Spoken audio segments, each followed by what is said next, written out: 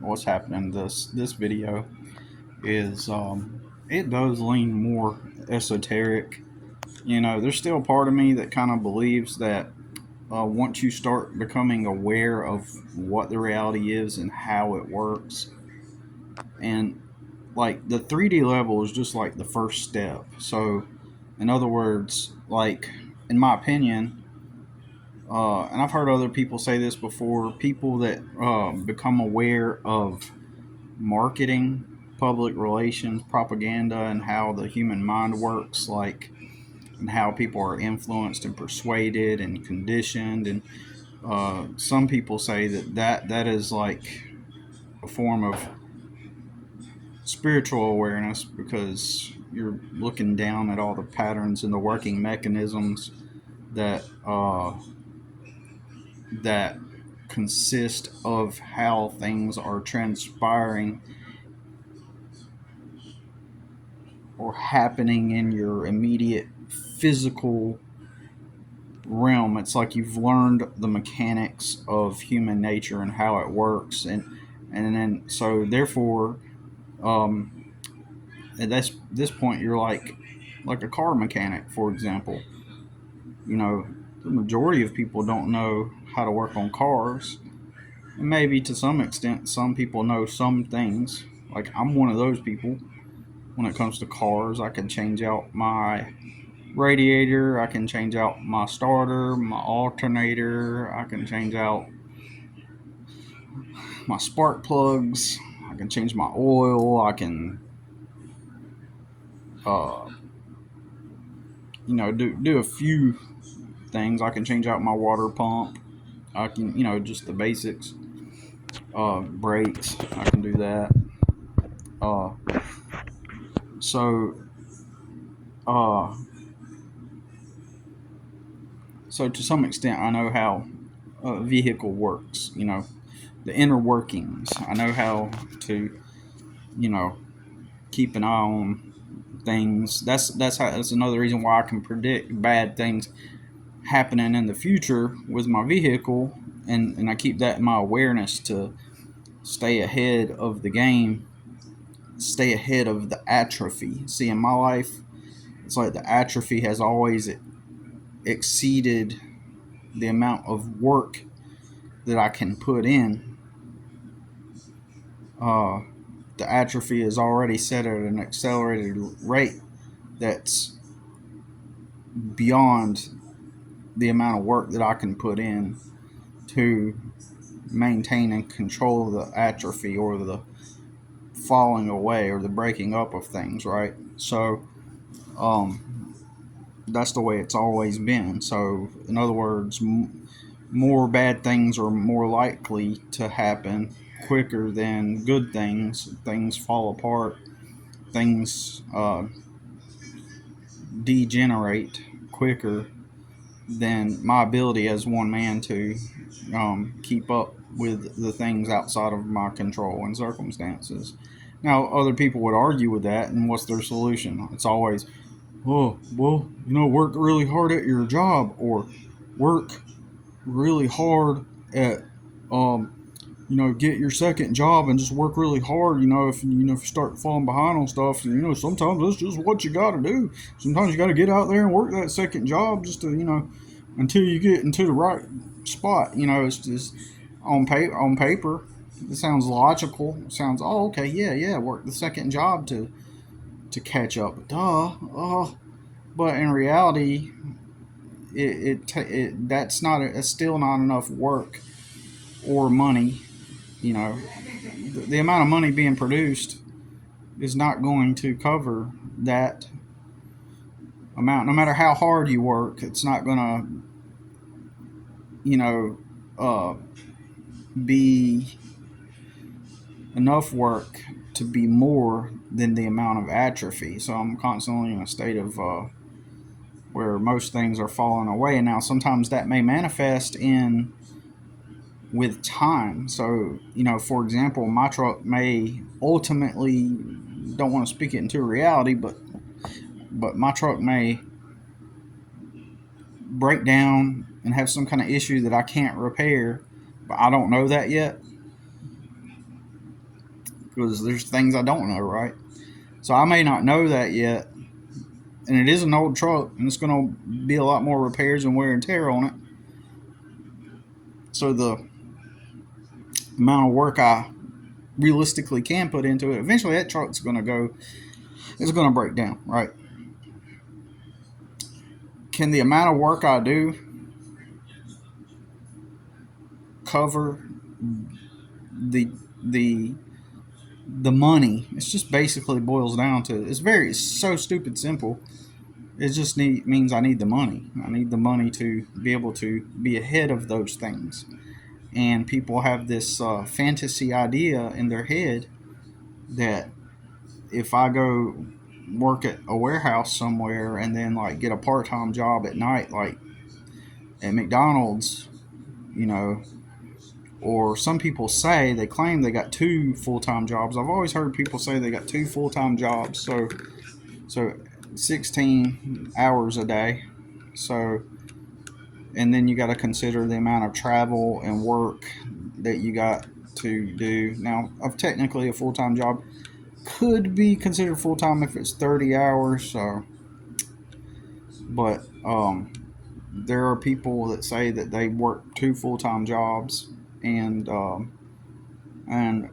if you work that, then that means that you're gonna get behind on other things like your actual existence outside of being absorbed by those 2 jobs. I mean, I can see someone that's a single person pulling that off, or someone that already has people in their sphere of influence that can help them with things. Like, for example, if they got somebody that can go do their laundry, you know, like a wife or something, or they got family members that can help them out, or friends that can help them out with things that they can't get to because they're at work. And then there's the argument of like is the second job really effective in pulling things off, where it actually gets you ahead, or is it causing you to become stagnant and plateau? So, for example, let's say that, because sometimes I'll be making meals, I'll buy food at the grocery store, right, to make meals. I'm sure there are some quick meals you can make, I know that, but at the same time, the whole process of, let's say that you spend $12 to $15 at a fast food place, right? Because you work the 2 jobs, right? And then the amount of time it takes to prep your meal, cook your meal, wash the dishes after you're done with the meal. You pretty much evened out. Like, so technically you could, that time, that hour, that 30 minutes to an hour that it took to prep, cook, and then wash the dishes, you instead went to fast food, but you're at your job working that hour that paid for the fast food, and it just value wise almost virtually evened out to be about the same, right? So it makes it to where there's no point in working that extra hour at that job when you could have been at home. It consumed the same amount of value. So it's almost like you can be in a situation, I've been in this situation, where working the extra job really didn't do anything extra. It just consumed my time and made it to where I had to compensate and leverage by doing something else. So, for example, in this very example, instead of making a meal that night, because I've been the type to work 2+ jobs, and so instead of making a meal that night, and consuming more of my time and losing sleep, it's easier just to go get the fast food. But then it's pointless. It's like either way. I wish I could. I need to figure out how to word that better, but I think you get the point. So you're trying to work the extra job to leverage or to make more money or to leverage, but ends up that if you didn't work the job, you could have just saved money and prepped the meal and spent that work time prepping the meal, and it all evens out monetarily. I've been in that situation where I realized that, yeah, sure, I'm working the extra job, but it's not making me extra money. It's just giving me leverage to do things differently that's not actually providing more value. It's just changing the way that I engaged in stuff. So let's try to. I'm going to try to make it more clear. If I can't, I'm sorry. If I can't make this more clear, I'll move on.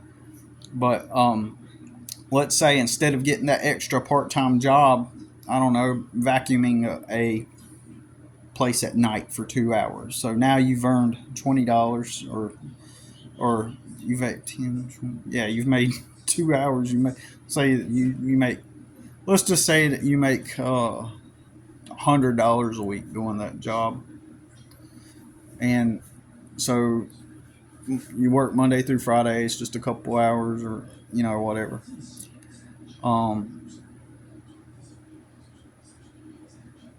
And it comes out to $100 a week, $400 a month, right? Extra $400 a month. But the time it takes, instead of working the job, you just buy groceries, and that extra hour you spend doing. So you spent less on groceries at the store than you would getting fast food and losing sleep. And so you go to the store, you get the groceries, you make your meal, and say it costed $15 to make your meal at home that night.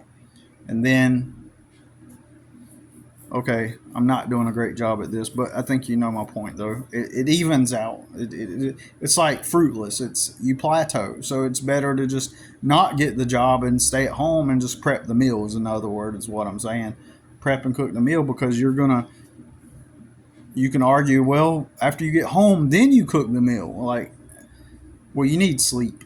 In retrospect, I realized that I could have done a whole lot better had I been able to sleep more. I think it kind of screwed me up, because I have trouble sleeping now. I have trouble. I like to get up early, but I have a hard time getting up early. And I have a hard time getting to sleep at night. And I wonder if that's part of everything, like stress and all that stuff. But anyways, I wanted to get more esoteric with the way reality works. It's like once you become aware of the physical 3D part, which it's all an illusion anyway. It's almost like I want to believe that there are ways to overcome the mechanical aspects of reality, like the 3D realm, like through thought. Like I was watching this girl talk to AI last night, and the AI was telling her that she has to command it, make a command prompt, basically. I sounded techie, didn't I? Right? I think I said that right. So you command reality to shift, even physics, to bend to your will, right? And then the reality changes. So you make the command, like, and then the reality has to contort and twist and bend and mend and adjust to your will in that moment, right? Or manifestation, if you want to call it that, right? So things, if as long as you command it, it happens to you. I would like to believe that. I have a lot of synchronicities, a lot of manifestation stories, but even after having those, it still feels like that's not real, or that it's limiting, or it's limited, and that there's a static set of working mechanics as long as you're in this realm, and maybe making the command pulls you out of that set of laws and rules, making the command, and then it bends towards your reality. Like, um, I mean, over the past year, I've grown less and less like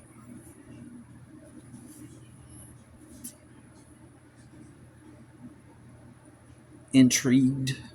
Like, I have synchronicities a lot, right? I feel less tapped into that idea, which was the whole purpose of this channel, is to talk about the simulation and how to endure it and how to bend it, and how to. That was the initial reason for Stardust simulation. The storyline is that we've been fed was that we were part of a big bang and we're all Stardust, right? And that's the simulation that I'm in, because that's what I was taught happened. That and the creation story, but from Christianity. But then the mainstream thing that we learned was that, oh, it was a big bang, and then we're Stardust, and so here's the Newtonian physics. Here's how reality works, and so we're in that simulation. Then we're in this Stardust simulation, So, um, and so it has rules and laws that you must go by, and so then what you do is you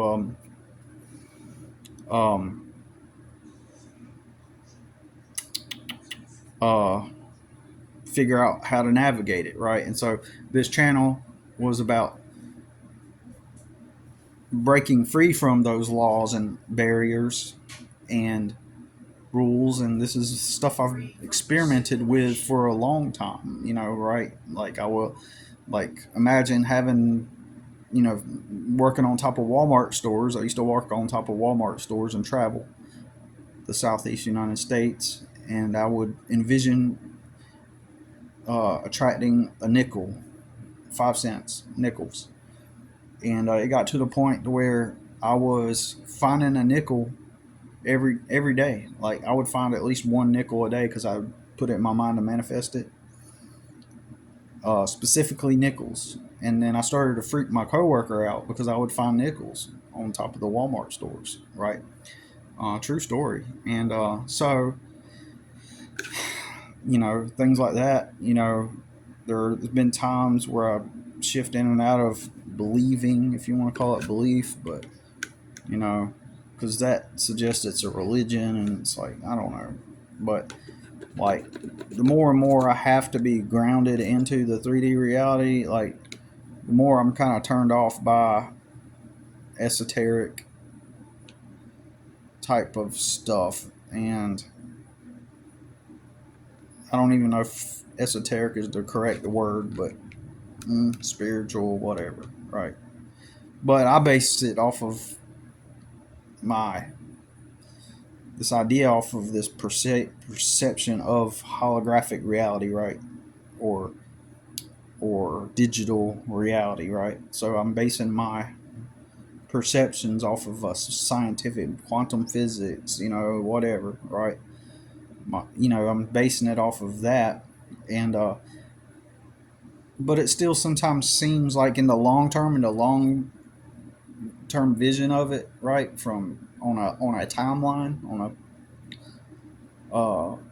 it's like I'm still stuck within the boundaries of the 3D and the physical, and a part of me would like to believe anyway, that overcoming the 3D using modalities, like seeing the world through solving problems from a 3D perspective, seems like how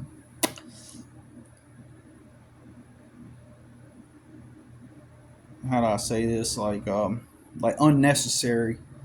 If you can break free from the 3D realm, then like doing like self work and um, navigating through relationships and um, understanding philosophy and all that stuff just seems like, it doesn't matter. None of that matters. like relationships, family dynamics, uh, business. Um,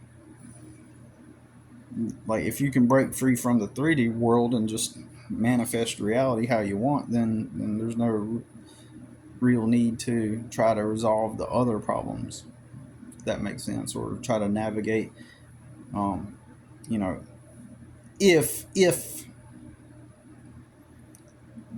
the ability to alter reality in your favor is a real thing, you know what I'm saying? I'm just saying. I'm just talking, right? And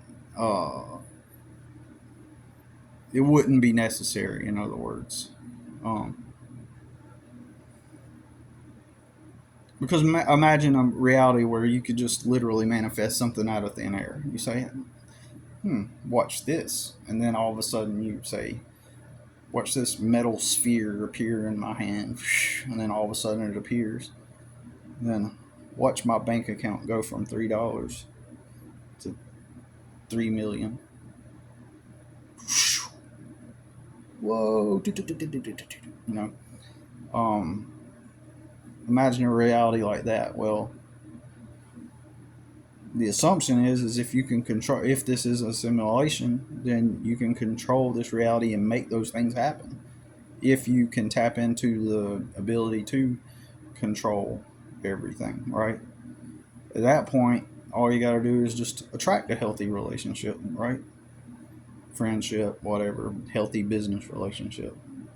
You know, um, you can attract an idealized or form an idealized scenario, right? I don't know. It seems like that the more you get tapped in, the the more it fights you, which is like if it, if at some point you get tapped in strongly and acutely, then it recognizes that you ping it, and then it fights back severely based off of the amount of energy you're putting into it.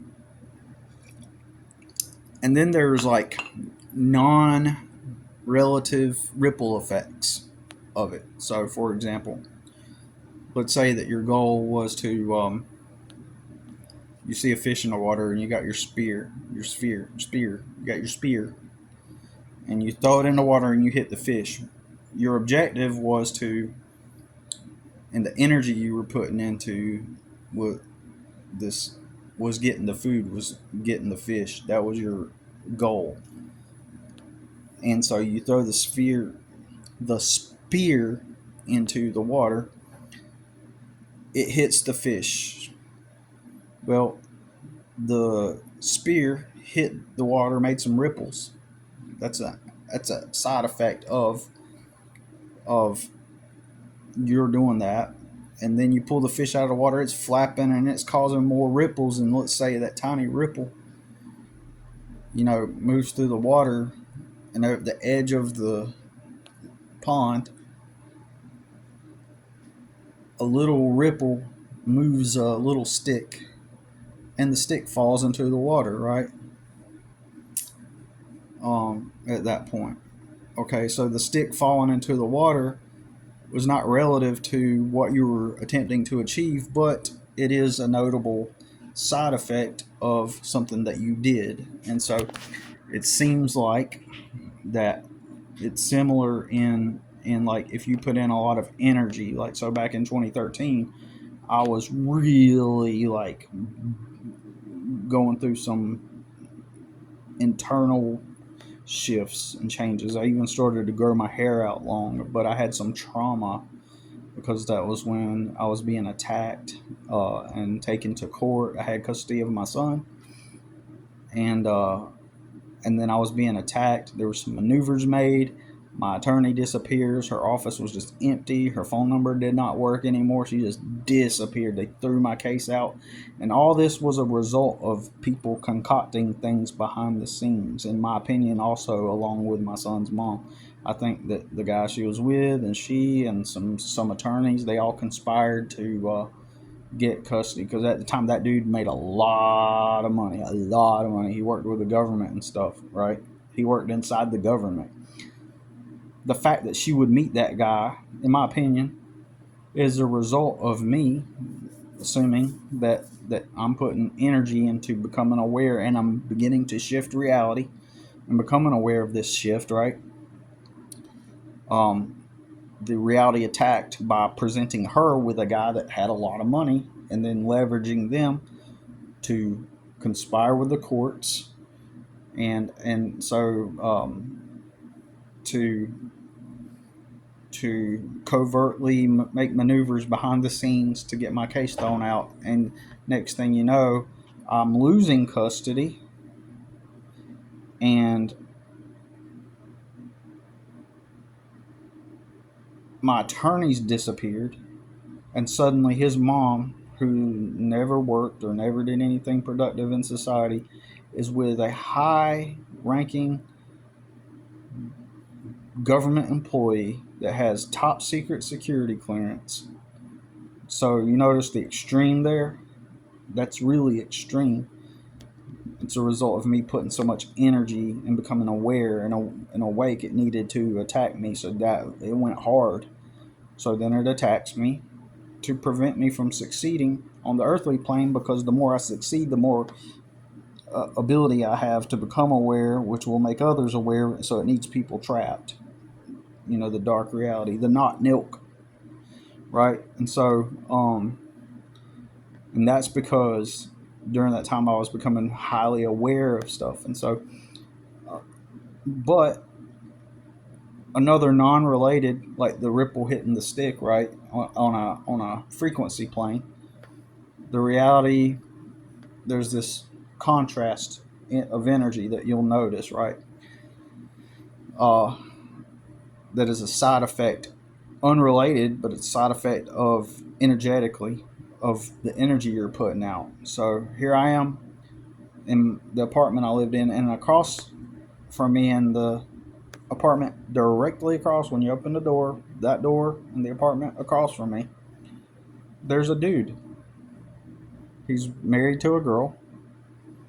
She gets pregnant. Okay, without going into the whole story, she ends up cheating on him, and anyway, so he's fighting for custody of this baby because the mom's a total wreck. And I go to court that week, and I'm in front of a particular judge, and I got no support. I got this girl that I've known for a long time. She comes with me, but that's it. Nobody support me, right?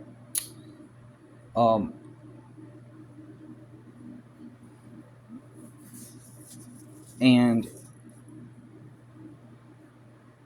a day or two later, that dude has court, and it happens in the same courtroom with the same judge.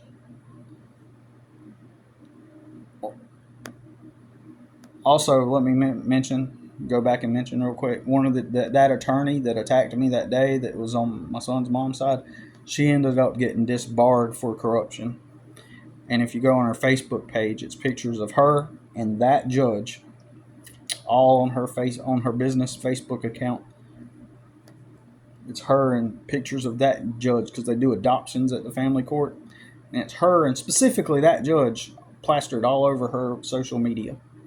Anyways, he's like super Christian, Baptist, ex-military, just the archetype of a good old Southern Christian dude. You did everything right. Mama's biscuits and sweet tea, home cooking, and we love Jesus, right?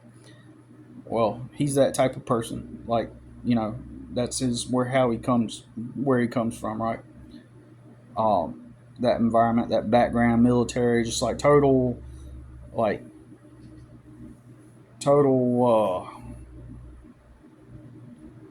Southern Christian person that fits the mold down to a T, almost to an uncanny level, right? To where almost like he he's a fictitious character because he fits everything down to a solid, perfect T, right?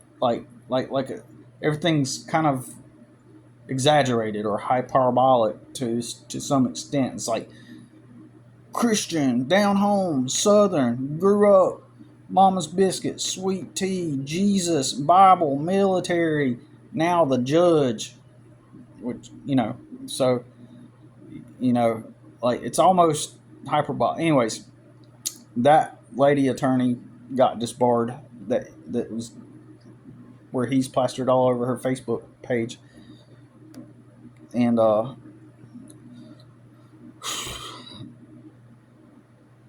have a screenshot of I finally found my former attorney, and she did say that there was some misdealings going on with attorneys during that time. So,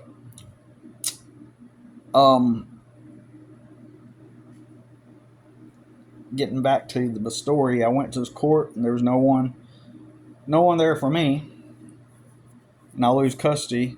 The very next day, now he didn't get custody either, because it actually turned out the child ended up not being his. Okay, but here is my main point though.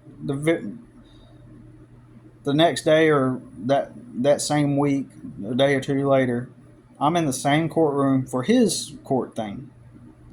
Same judge. The courtroom is so crowded, they're not allowing other people into the courtroom. It's crowded. Like, it is so slam full of people. Like, everybody shows up for him. So that's the side effect. It's the equal opposite ripple effect. It's the side that it my experiencing that. We're going meta. We're going subtle meta here. The fact that I experienced the hollowness of not having support, and then the hollowness of that in contrast to my experience of returning back to the same courtroom with the same judge for a different guy, and it's all flowing out where they're not letting people in, is a byproduct of the energy that I put into the simulation, right? If that makes sense, into the reality. So at an esoteric, like, spiritual level. So anyways, just wanted to point that out. And it just seems like that's kind of like the more, and I've said this tons of times before, the more aware you become, the more it attacks you, right? But then also over time, maybe, and I'm trying not to really think about this a lot anymore, though, which is why I've kind of, switched up my content, right? I'm trying to take a long break from it because I can't say I necessarily believe all the stuff. I'm just speculating, and it's like the closest thing that makes sense, right? And so it needs to come after you, the more aware you become. But over time, the more you learn it, the more you learn how it works, the more you're able to overcome it each time it attacks. Eventually, and you get to the point. Eventually, you might get to the point to where you can maneuver and control it and move around it, and stuff, until you do have the control over it. And then, as crazy as this sounds, at some point you break away from the physical laws of this realm, and then at that point you're able to do things like fly and